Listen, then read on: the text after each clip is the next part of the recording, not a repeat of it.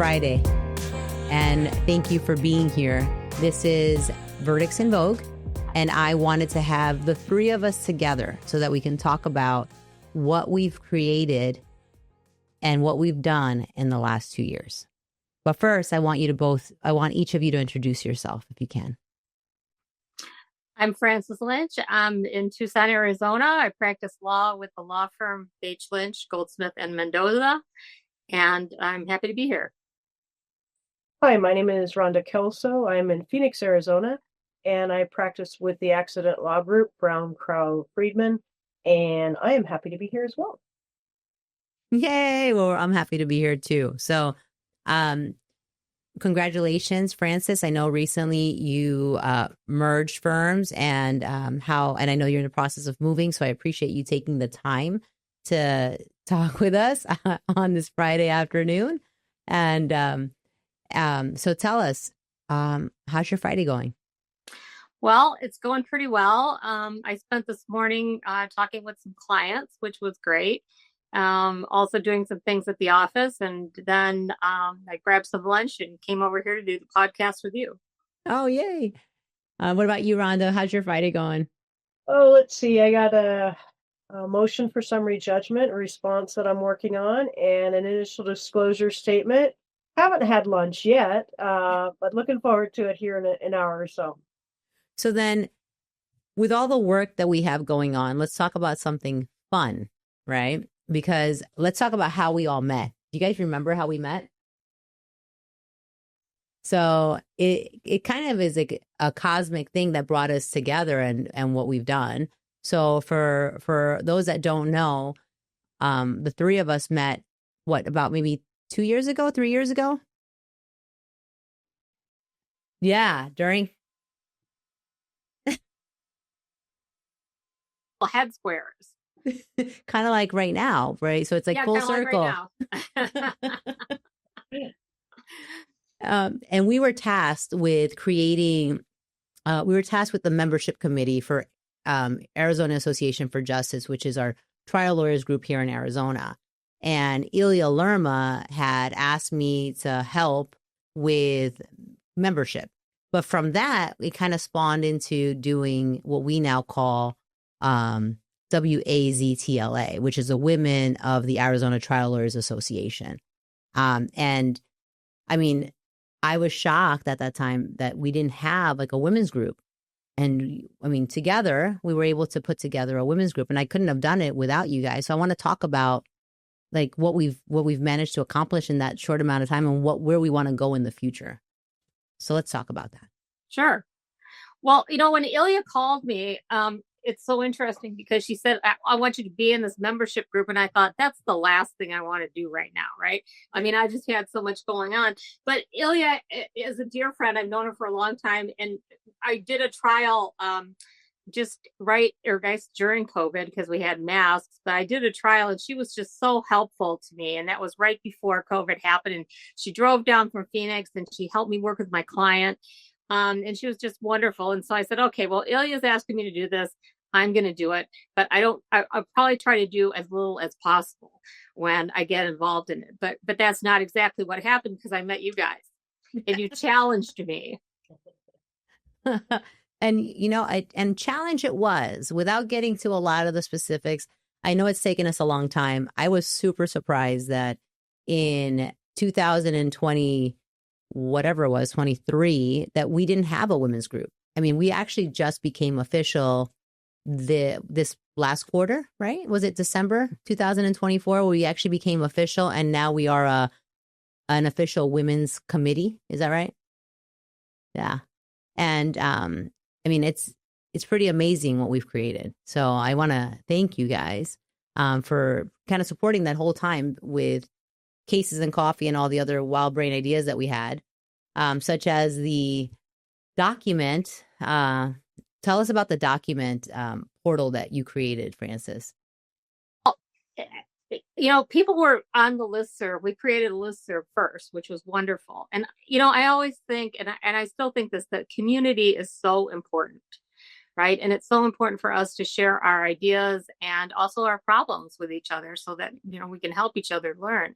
So we created a listserv, which I thought was really good because, even me, I've been practicing since 1988. I've been doing this a long time. And sometimes I'll get on the listserv and I'll ask something and I get these stupid responses back. And I don't mean stupid in the terms of the person doesn't know the law. I mean, people are making fun of my question.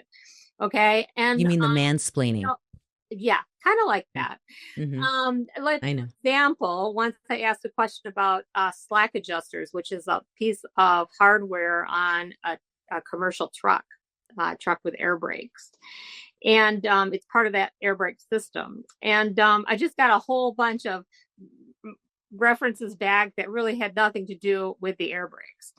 And so I can imagine if I was just coming into this organization and I asked a question like that, and I got those kind of responses, what I would think. Although it might just be me, I suppose that's possible too. No. But anyway, no, it wasn't just really you. Nice. Yeah, I thought it was really nice to create a listserv for women. And people said, well, I've been worried to ask this question, but maybe this is a stupid question, but I want to ask it. And a lot of questions came up that I think were really helpful. And we were able to really give information to people and share information with these women. And out of that, people started to send a lot of documents on the listserv. Maybe some of them were simple documents, something that maybe you would think, well, everybody would know, but everybody doesn't know. And when you first start out, you don't know. And so I just kept compiling the documents that people were sending and put them into a Dropbox. And then eventually put them onto the TrialSmith, which is the organization that handles all of our listserv archives, both for the main listserv and our women's listserv. Well, I think it's an amazing thing that you were able to create with the TrialSmith because it's a free document-based database that we have and that any women trial lawyers that are associated with the group has the access to join. So it's just there and everyone can contribute and everyone can share, but then they all benefit from it. I think through this whole process, we've had a couple of hiccups in the way, I think, without getting into the specifics of some barriers that have been put in front of us.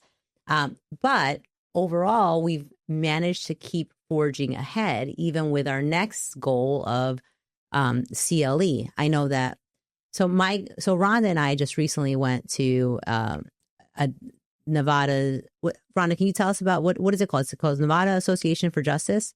Yeah, it's the NJA, and they have a women plaintiff only seminar, if you will, conference, and it's held in different parts of the Southwest. This year, it happened to be at Newport Beach, and it's a powerhouse of women. It was so much fun. Vendors, women attendees, women sponsors. It's called Embrace Your Inner Badass. I know Frances doesn't like badass. Frances doesn't like that word. It's a word that works for everybody because it's really about empowerment and networking. And it's a really important group for that reason. And that was kind of some of the impetus for us to really focus here on moving into our CLE, which is our next big area. Although I don't want to, I do want to give a little bit of attention to the coffee and cases because I think that was really an important addition as well. That's right. Yeah. We had the listserv and we had some information going back and forth on the listserv, and then we thought, sometimes face to face or Zoom to Zoom, as it may be now, it's valuable to have that interaction, and so we were able to start that as well. We've got really pretty good and consistent attendance with some great questions and great feedback. And, so I like and the thing with the cases and coffee, I think with anything else that we're doing, for me, it was the opportunity to mentor because I know when I came into the space, the personal injury space, I didn't know who to turn to or who to go to. And it was really refreshing when Ilya took me kind of under her wing and said, hey, you can do this. This is what you do.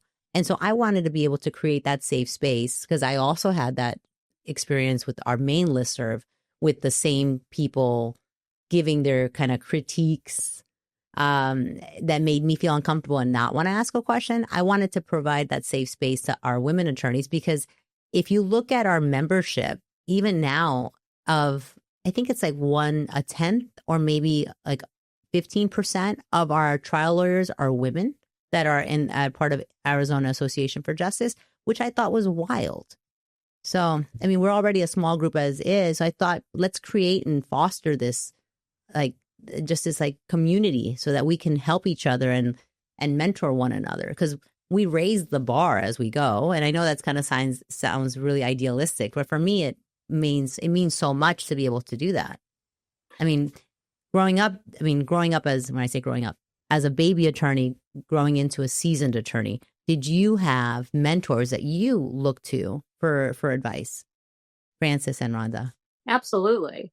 Absolutely. And, I remember the first time I walked into a seminar for plaintiffs only lawyers. And I had come, I had spent about 10 years as a criminal defense lawyer. And so I came from sort of a different world. And when I came into that seminar, I looked around and I immediately thought to myself, why aren't there any women here? It was a very strange thing. And there were a few women, but not a lot. I think it was a lean seminar, and, it was packed, and there just weren't a lot of people that were women. Maybe not a lean seminar. I don't know what it was, but I was just surprised by the numbers. But I did have, and I really had some wonderful mentors. And a lot of my mentors were and still are men. I will say that. And because I think that there are some men who can very much be allies and very much understand and are very helpful. And my partner, Bill Bates, who I started my law firm with, is certainly that, and was wonderful in terms of teaching me things. He was very, very good at teaching me what he knew. But I've also had other great mentors. Stanley Feldman. One day I went to see Stanley Feldman. Somebody said, "You got to go see Stanley about this." I didn't know Stanley. Yeah, he was, for those of you who don't know, he's the former Chief Justice of the Arizona Supreme Court. And he practiced in Tucson. And so when he got done being the Chief Justice on the Supreme Court, he went back to private practice in Tucson. And so I went to see him and I said, somebody said I should go and see you. I've got this case at the Court of Appeals and I have no idea what I'm doing. Right.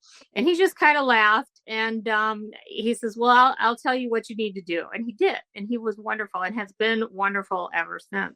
And he's still practicing today. And he is 90, 91, I think, 92, something like that.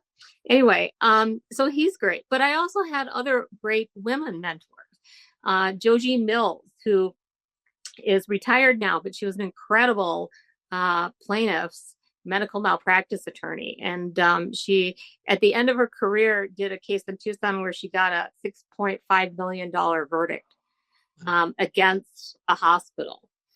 And during that time, excuse me, but there's a printer going off in my office. I have no idea why that is happening. But during that time, I remember just before that, the trial, I think it was the trial she did before that, she lost. And it was this huge, horrible wrongful death trial, and she lost it.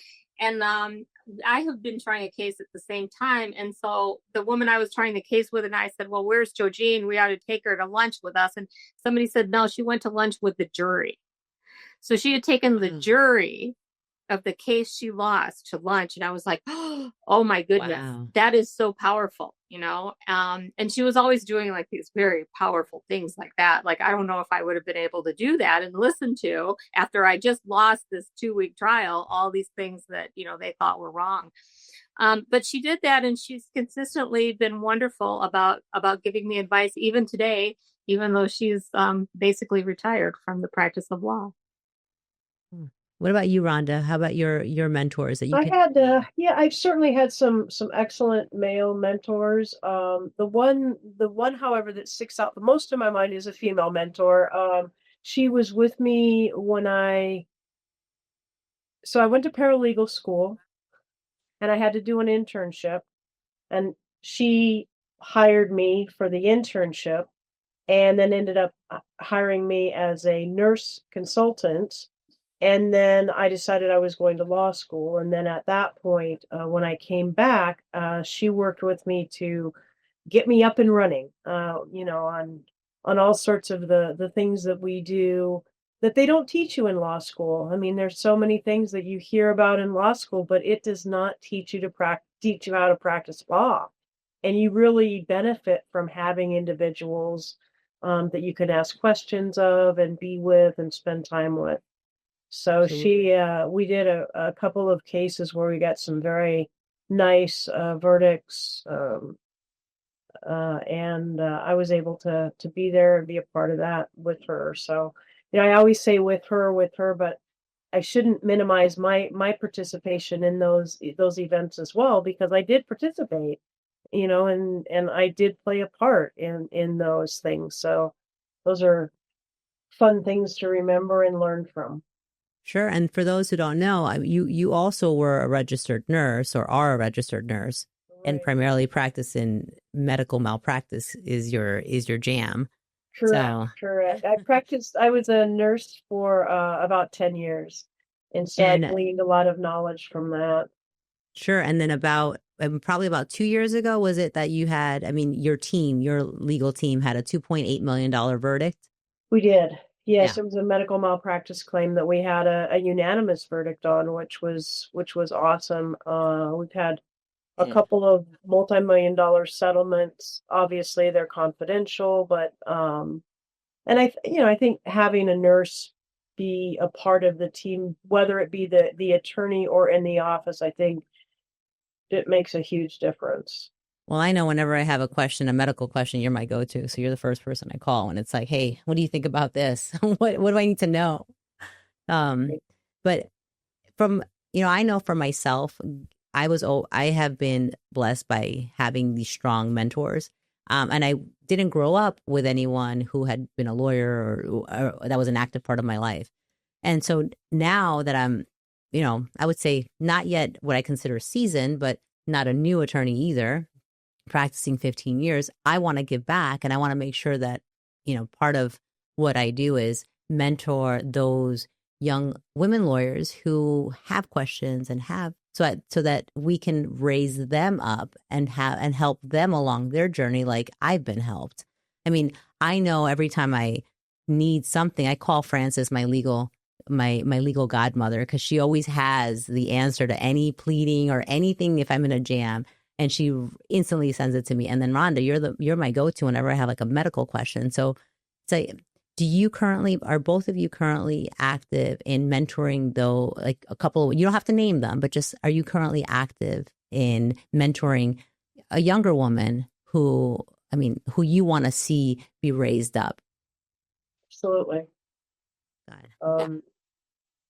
And I think it's, it's a monthly dinner or happy hour where we have an opportunity just to sit and socialize a bit and review some cases and kind of talk about, most often my cases are medical malpractice cases that I have discussions with or about, just because of their nature. They're a little bit unique, but there's also some nuances to the practice that are very important to grasp early on, and to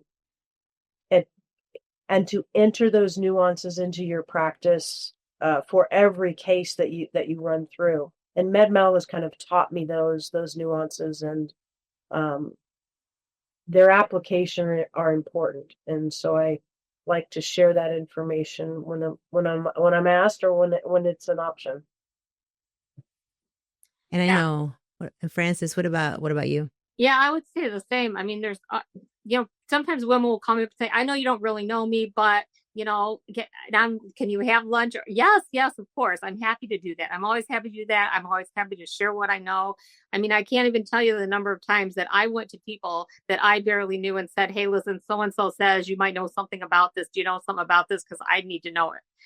And I'm more than happy to do that. And also, most people who know me know that my daughter, who's turning 35 this year, is also a lawyer. She's a county attorney. And so it's been really wonderful to hear her experience as a female lawyer in this sort of new age that we're in now.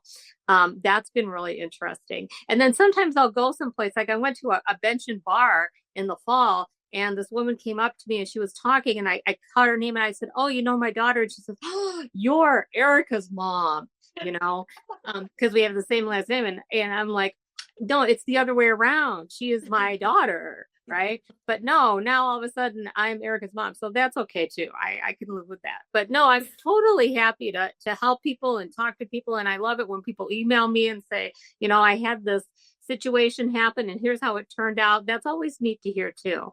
So yeah, I think that what's important for people to know, it took me a long time to figure this out, is that people who are successful want to help you be successful. They're the people that really will help you.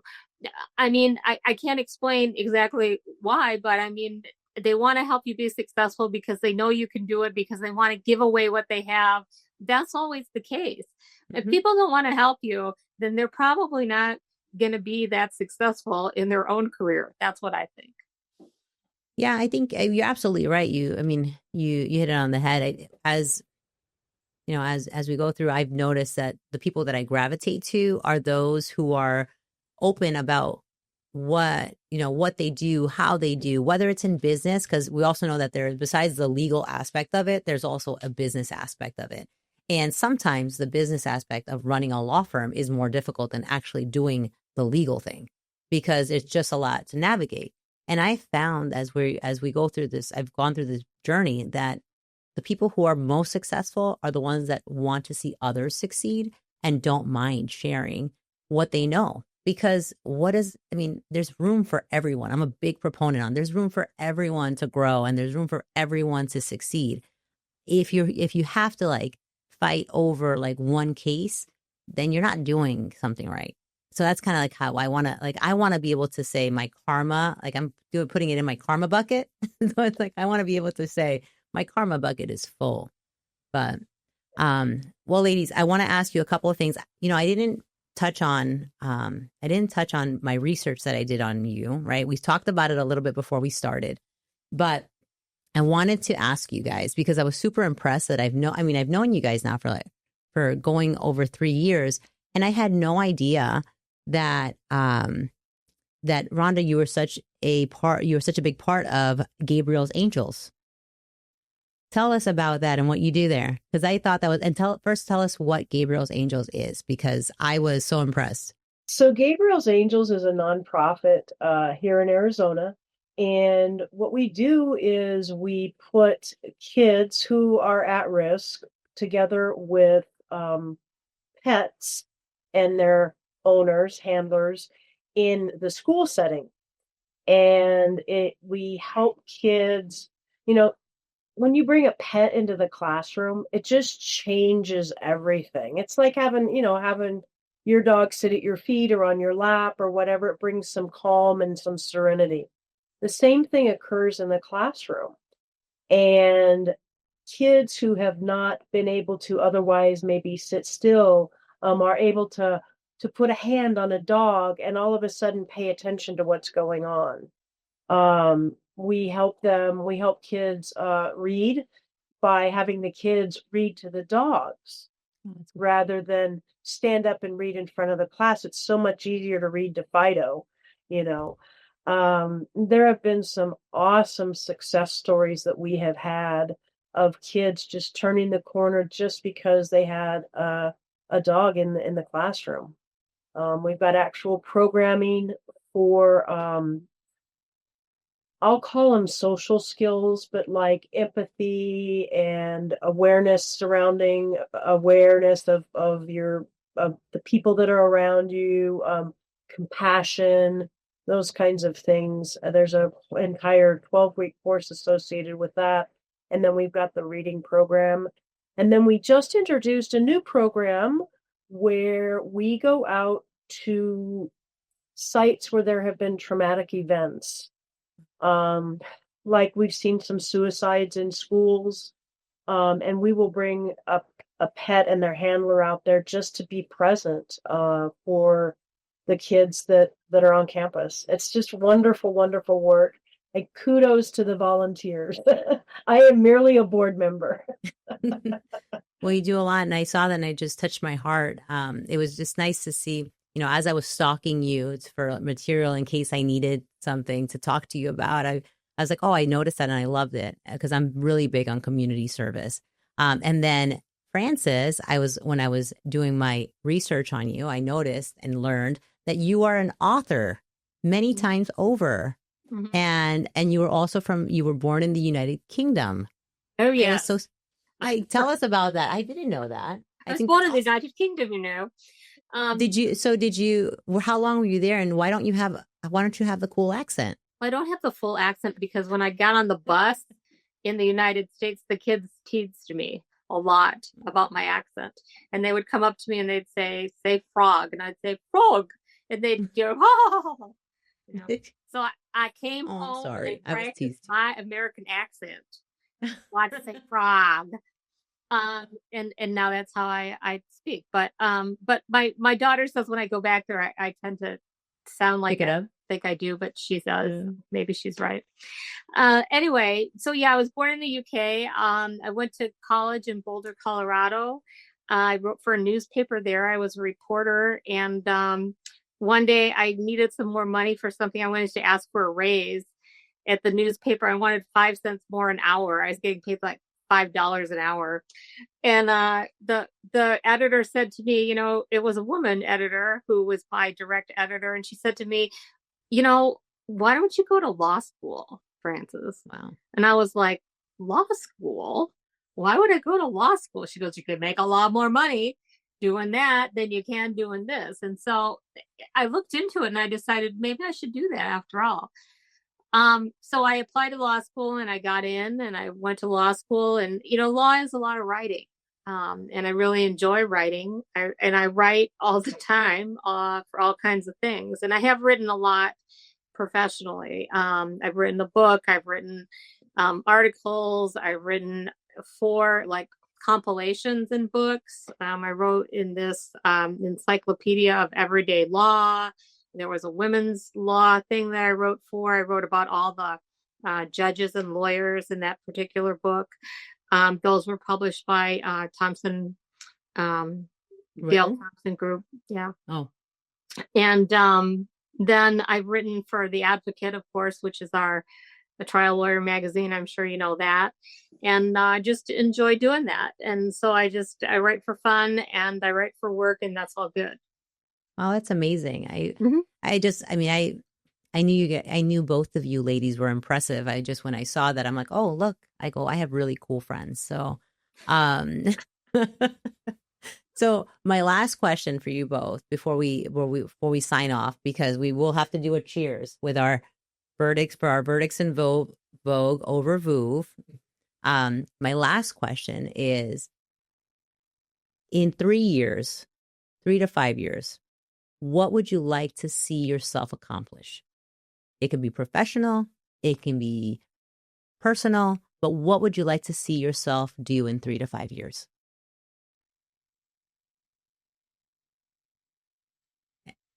Anyone? I know it's a tough one.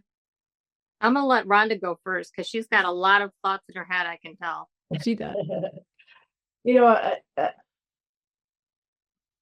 fail to plan and then you plan to fail, I guess. I don't have a specific plan in mind, but I don't think I'm going to fail, certainly.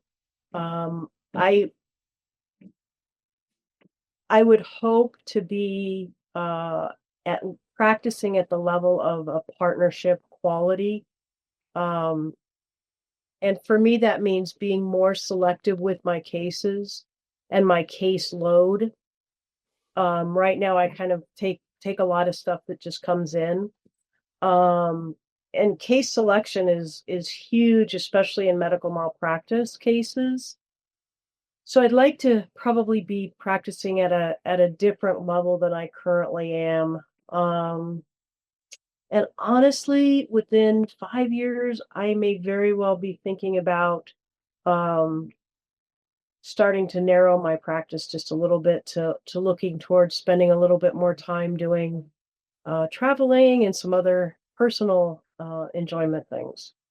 Okay, fair. And what about you, Frances? It's your turn. Well, it's kind of interesting you asked that question, Cristina, because I just turned 60 last year. And people were saying to me, "Oh, are you going to retire?" And I'm like, "Am I going to retire?" Well, I didn't really think about that, maybe. But then instead, I started this new business. So, oops. What I would like to see in the next 3 to 5 years is, and I think I will see this business succeed. There's some incredible lawyers that I'm working with. One of them is Pilar Mendoza, who I'm so thrilled to have as She's my awesome. partner. She is awesome. She's brilliant. She has a law degree, both from the country of Colombia and also from here.